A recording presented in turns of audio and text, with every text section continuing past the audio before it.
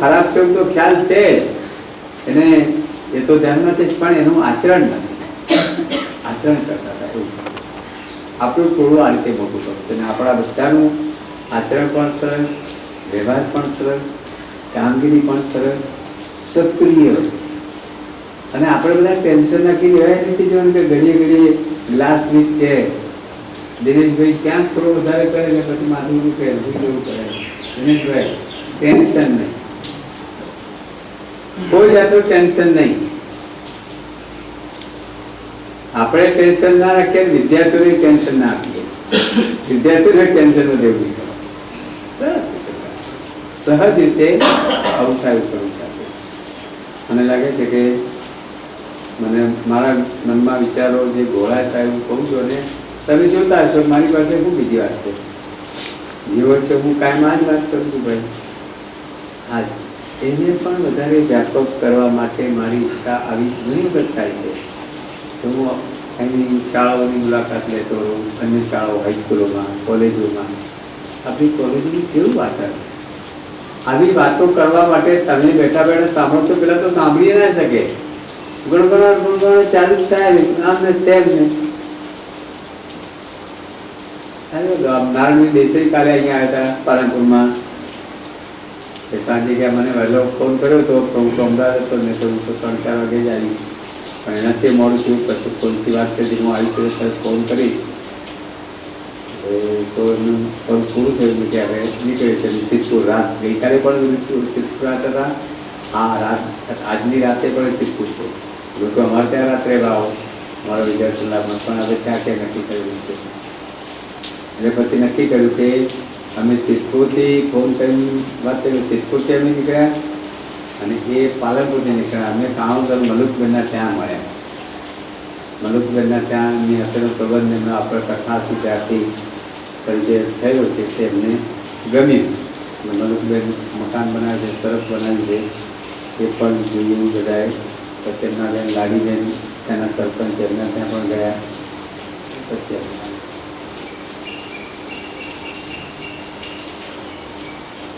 મેં નારાયણભાઈને કહ્યું છે કે હવે તમે અહીંયા 2-4 દિવસ રોય છે આવો, એટલે કે હું આવું પણ કંઈક કાર્યક્રમ બનાવીને આવો.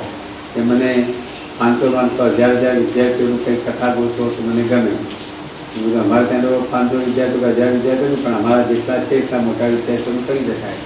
તો કે પાલનપુરમાં તો પાલનપુરમાં કરી શકાય, પણ આ કોલેજનો છે આ તો, પણ છતાં એ કોલેજનોમાં કંઈક વાતાવરણ ઊભું કરવું જોઈએ.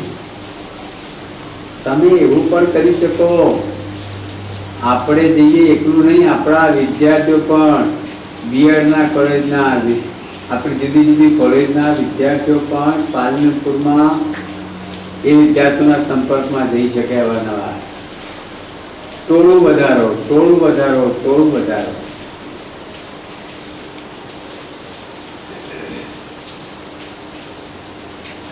કંઈક વિદ્યાર્થી મંડળ કે વિદ્યાર્થી સંઘ કે એવું કંઈક કરી પણ કરી શકાય, પણ કંઈક કરવા જેવું છે એવું લાગે છે મને. ઠીક છે, તમારામાંથી કોઈને કંઈ ઉદયથી તમારે કંઈ રામ રામ કરવો હોય તો આપો. હા, બાહ્ય વસ્તુઓ અને આંતરિક વસ્તુઓ એટલે આપણું ઇન્ડિયન કલ્ચર જે છે કે આપણો ભારતનો જે વારસો છે એ આખો આધ્યાત્મનો વારસો છે, આપણી સંસ્કૃતિ છે. અને આપણે જો ઇન્ડિયાને આગળ લઈ જવું હોય, લોકનિકેતનને આગળ લઈ જવું હોય તો આપણે આપણા વારસાને પાયામાં આપણે મૂકવો પડે. ટ્રસ્ટી મિટિંગમાં પણ હમણાં વાત થતી હતી કે આપણે અંગ્રેજીને કેટલું મહત્ત્વ આપવું જોઈએ. તો મને એમ લાગે ગાંધીજી લોકનિકેતન કે સણોસરા કે વિદ્યાપીઠ માટેના નથી. ગાંધીજી ઇન્ટરનેશનલ વ્યક્તિત્વ છે અને ઓબામા જેવા પણ ગાંધીજીના સિદ્ધાંતોને આગળ લઈ જાય છે. લોકનિકેતને જો મહાત્મા ગાંધી યુનિવર્સિટી બનવું હોય તો લોકનિકેતને અંગ્રેજીને એટલું જ મહત્ત્વ આપવું પડશે. તો જ આપણે ગાંધીજીના વિચારોને, ભારતીય સંસ્કૃતિને અને આપણા અધ્યાત્મના વારસાને પાયો બનાવીને આપણે આંતરરાષ્ટ્રીય લેવલે આપણે એને વ્યક્ત કરી શકીએ.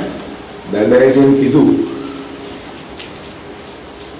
કે આપણે અહીંયા આ બધું રેકોર્ડિંગ કરીને વેબસાઇટમાં મૂકીએ છીએ, તો આપણું જે મધુબેનનો પ્રેરક પ્રસંગ છે એને પણ આપણે રેગ્યુલરલી વેબસાઇટ ઉપર મૂકી શકીએ કે ભાઈ આજનો પ્રાર્થનાનો પ્રેરક પ્રસંગ. એને અંગ્રેજીમાં પણ મૂકી શકાય અને ગુજરાતીમાં પણ મૂકી શકાય.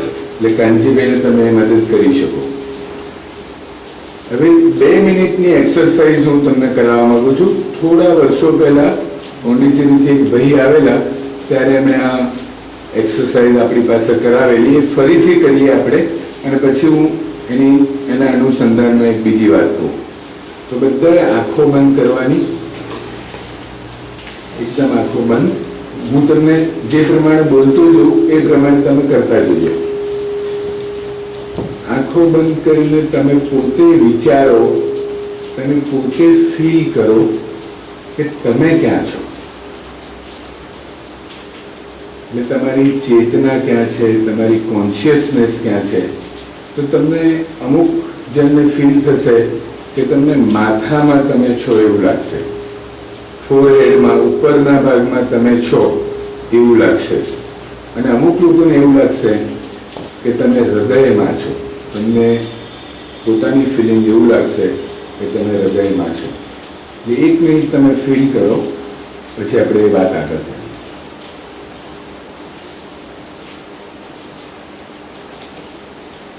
બરોબર.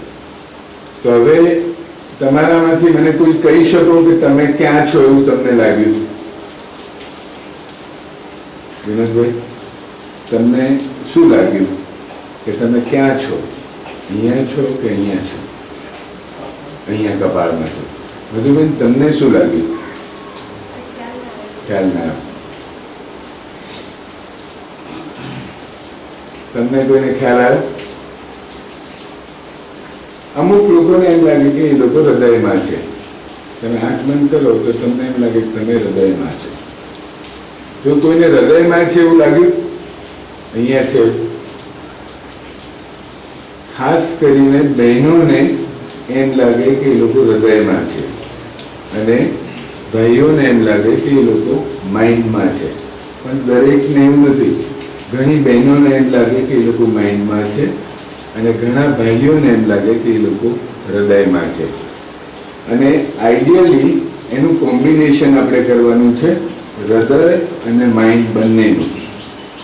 એટલે જે ભાઈઓને એમ લાગતું હોય કે એ માઇન્ડમાં છે, એમણે કોન્સન્ટ્રેશન કરીને એમના ભાવો વિકસાવવાના છે. જે બહેનોને એમ લાગતું હોય કે એ લોકો હૃદયમાં છે, તો એમણે માઇન્ડમાં લઈ જવાનું છે. એટલે કોમ્બિનેશન કરવાનું છે. અને પછી આઈડિયલી એવું હોવું જોઈએ કે જ્યારે ઈચ્છા થાય ત્યારે તમે તમારું કોન્સન્ટ્રેશન માઇન્ડમાં લઈ જઈ શકો, અથવા તમારું કોન્સન્ટ્રેશન હૃદયમાં લઈ જઈ શકો. અને આના 2 ઉપયોગો છે કે જ્યારે ઝઘડો થયો હોય, વિસંવાદ થયો હોય, ભાવાવેશ આવ્યો હોય, તો એ વખતે તમે હૃદયમાંથી જો એ માઇન્ડમાં લઈ જાઓ તો તમારા ભાવાવેશ ઉપર તમે કંટ્રોલ કરી શકો એ કોન્સન્ટ્રેશનમાં. અને તમને રડવું આવી ગયું હોય, અથવા તમને મેન્ટલી, જેમ ભાઈઓ બહેનોના ઝઘડામાં ઘણીવાર થાય કે બહેનો ઇમોશનલી વાત કરતી હોય અને ભાઈઓ લોજિકલી વાત કરતા હોય, તો એ જ્યારે એટલું લોજિક ચાલતું હોય ત્યારે લોજિકને અટકાવી અને ભાવ સમજવાનો છે. એ આપણે પોતાનો ભાવ જ્યારે સમજતા થઈએ ત્યારે આપણે બીજો ભાવ, સામેના વ્યક્તિનો ભાવ આપણે સમજી શકીએ. હવે આને થોડુંક હું વિસ્તૃત કરવા માંગુ છું, કારણ કે તમે બધા આ અધ્યાત્મ નથી, આ ખાલી સાયકોલોજી છે, અને તમે બધા એને સમજો છો. તો આપણો જે ભાવનો ભાગ છે એને વાઇટલ બિંગ કહે છે. જેમાં શરીર છે એને આપણે ફિઝિકલ બિંગ કહીએ. તો શરીર બધા ઓળખી શકે કે હાથ છે, પગ છે, માથું છે, બોડી છે, એ ફિઝિકલ બિંગ છે આપણું. અને આગળ આપણે ઘણા લોકોએ પણ તમને વાત કરીએ છે, શિક્ષણના ભાગોમાં ખાસ કરીને BEd વાળાઓએ આ ખાસ સમજવાનું છે કે શિક્ષણ એ ખાલી ગોખવાનું કે યાદ રાખવાનું કે કે એને રિપીટ કરવાની, એ પરીક્ષા આપવાની, એ શિક્ષણ નથી. જો આપણે સર્વાંગી શિક્ષણ કરવું હોય તો પહેલાં શરીર, એટલે શરીરને આપણે બરોબર મજબૂત કરવું જોઈએ, વ્યવસ્થિત કરવું જોઈએ. એટલે વિદ્યાર્થીઓને આસનો, એક્સરસાઇઝ એ આપણે સાંજે જે આપણે કરીએ છીએ એ આપણે કરવું જોઈએ. અને એ ઉંમરમાં એ લોકો ઘણા આગળ આવી શકે. હસ્તકલાઓ, હુનર ઉદ્યોગો, એ બધું વિદ્યાર્થીઓ વધારે સારી રીતે કરી શકે. એવી જ રીતે ઇમોશન્સની પણ આપણે ટ્રેનિંગ આપવી જોઈએ. હું પોતે પણ એટલું બધું કરી નથી શકતો, પણ મને એમ લાગે કે આ વસ્તુ બહુ સરસ છે અને બહુ લાંબા સમય સુધી આને કરી શકાય એવું છે અને કરવી જોઈએ. હું પ્રયત્ન કરું છું, એટલા માટે મને એમ થાય કે હું તમારી જોડે શેર કરું.